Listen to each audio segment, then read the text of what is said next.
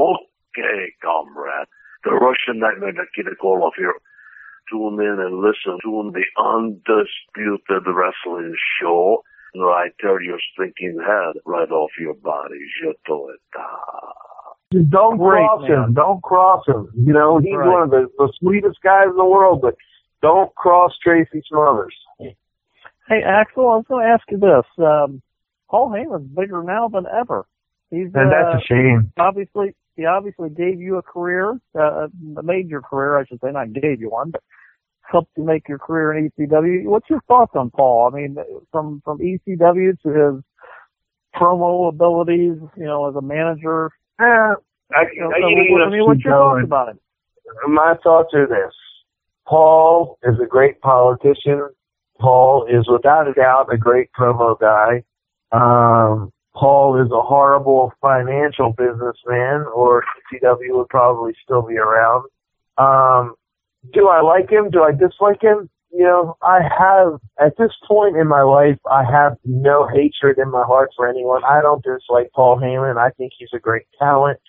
I think he's tremendous to watch, the way he commands the audience. And it's just hilarious to me how all of a sudden he went from the most hated guy, you know, and now he and Lesnar are two of the most popular people in the company. You know, that's how good he is. You know, just because the way he can spin a yarn and do a promo, he can make you like or dislike him within 30 seconds. My opinions, again, are slightly jaded because I did a lot of business with him. But, you know, as far as, you know, I look at it this way. Had it not been for Paul Heyman, had it not been for guys like me, New Jack, Dreamer, Taz, Ian, Public Enemy, Mikey Whipwreck, there would have been no Attitude Era. We started that, and all WWE just kind of took it and tried to, you know, because they were on a bigger scale, you know, people thought, hey, they came up with this great cutting edge, you know, gravitas of wrestling. But no, in essence, it was basically stolen from Paul Heyman and ECW. This is the Undisputed Wrestling Show. Axel Rotten is joining us. You know, when I think back on wrestling and the opportunities that were squandered, looking back at when Vince McMahon had his opportunities and bought WCW and bought ECW, he could have very easily, autonomously ran 3 wrestling leagues without the vast general public of wrestling knowing any the wiser. Do you think his ego got the best of him and he had to bury those communities? Dude, just shut your mouth right there. I can tell you exactly what it is. He is an egomaniacal maniac that wants to rule the world. He believes that he is pro wrestling, and he wants to rewrite the history of pro wrestling. And that is no more prevalent than when, if you look in the annals of pro wrestling history, you will see Vince McMahon was once ECW heavyweight champion. How preposterous is that? Yeah. I mean, he wanted people, basically, when he rebooted ECW, I was one of the first 5 guys to sign. And I didn't show up because I had just this gut feeling. You know, I was on the payroll for 2 months. I was collecting a check every month. Every week, before they rebooted it. And when it came time to go to Pittsburgh to the ECW versus WWE Battle Royal thing, I just couldn't bring myself to do it. It was like, you know, they're going to bury all of us. And eventually that's what they did. They buried all of the originals and, you know, put over guys like, what's the African American dude that was the tag team? He's a great worker. The team with Charlie Haas, I think they were, Kurt Angle's guy. Benjamin. Great talent. You know, they put him over. They're going to put Matt Hardy over on our guys. Not that Matt Hardy's not great, because he is. But when they started putting like Rene Dupree over on Balls Mahoney and stuff, I was like, come on now, this is getting out of hand. You know, I mean, it's like, basically what they're doing is trying to rewrite history. Vince was trying to make, when you think ECW, he wanted you to think Shelton Benjamin, Mark Henry, Rene Dupree, Matt Hardy. He didn't want you to think Sandman, New Jack, Balls, Axel, Dudley Boyz, blah, blah, blah. He wanted you to think his guys. And that's what he did with Kid. Like, why kill Monday Nitro? This is what I never understood. Why? I mean, the fans were none the wiser. If he would have just bought the company and kept running it, it would have kept that spirit of competition, and he would have been double dipping, making money off of both companies. Exactly. And right now, guys, please tell me the truth, and I want to shoot on this. Monday Night Raw is almost unwatchable because there's no competition, where before you had to go out there and perform because people would switch the channel in 5 minutes, and they could be, they could turn the channel and you could see Mysterio against Juventud Guerrera. You could see, Canyon against, I don't know, throw out a name. There was so many good guys. So WWE had to be on point. Now they can go out there and you can have guys dancing around in bunny suits and sucking on lollipops.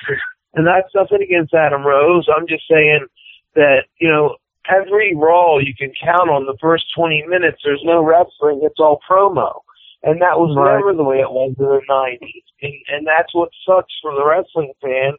There is no viable competition, and there will be no more viable competition in the near future. TNA will not touch them.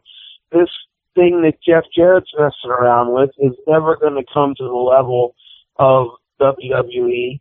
So Vince is pretty much, tied and shackled the wrestling business, and it's basically, hey, you want to watch wrestling? You watch WWE, and that's all there is to it, because that station that TNA's on, Destination America, I can't even get it. So it's like, I don't even know what their television coverage is, but it's definitely not what it used to be. I'll tell you what, Axel, what do you think of what Hunter's doing with NXT? Well, okay, here's a very interesting point, and I want you guys to think about this long and hard. Ric Flair, his career lasted, 30 years? Would you say? I mean, from 71 to at least 95, he was still a legitimate draw, and he wasn't a parody of himself. Now, with NXT, what you're doing is you are, in essence, shortening the careers of your stars, because what's happening is you have to keep moving these guys through the system. So, a guy like Randy Orton, who, in my opinion, still has 10 years left on top, he won't get that because they will continue to bring new guys in who will take the spot. Neville, Owen, Sami Zayn, the next guy's coming up.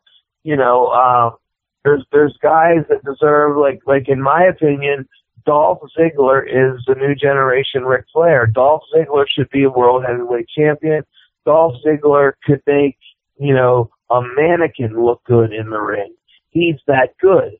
But his career will be shortened by the next generation of NXT guys. So, a guy like John Cena, again, people have their opinions about him. I love John Cena. I think John Cena is a great thing for the wrestling business. I think he's super entertaining. And this whole, let's go Cena sucks, the whole thing. If you ever notice, in the promos, usually when he's doing them, by the end of the promo, the crowd doesn't even realize they're cheering John Cena. That's how good he is. That's why he's still around. But a lot of these guys with this NXT, you're hiring, you have your main roster, which is out of control. Back in the 80s, you would have never had 200 guys under contract. Not to mention your NXT guys. So they're moving Kevin Owens. They have to move him through. He has to get his run.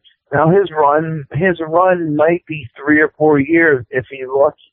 And that's not saying that he's not talented, because he is. But it's saying it's because they're attention span is so short, and they're going to run out of ideas.